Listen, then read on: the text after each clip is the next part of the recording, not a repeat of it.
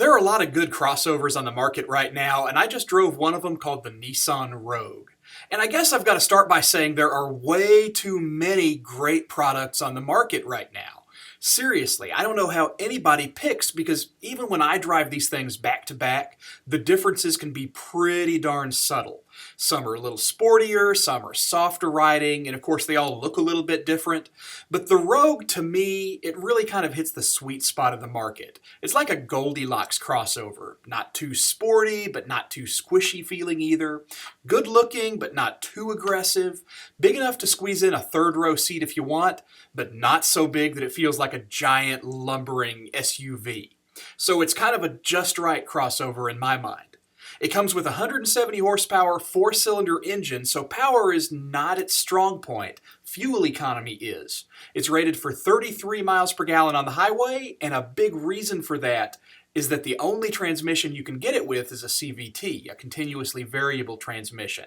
That means it feels kind of weird if you're not used to it because it doesn't really shift like a normal automatic. It kind of eases up and down between speeds, although I gotta say Nissan's getting better at making their CVTs respond faster and feel a bit more like a traditional automatic. Now, the most ingenious thing about it, I don't know why this doesn't get more attention than it does, but it's got this system that uses the brakes to help smooth out the ride. I think it's such a cool idea when you think about it. I mean, every car's already got brake actuators and sensors on them. It's called anti-lock brakes, and it's already on every car for sale in the US today. But what Nissan does with the Rogue is to very gently and lightly apply the brakes individually when you hit a bump to help to smooth out the body motion. So it keeps your head from bouncing around quite as much, and it's almost like the active suspension systems that you'll see on these really expensive luxury cars. So it's just another engineering angle they took to do the same thing without costing quite as much. It's cool stuff.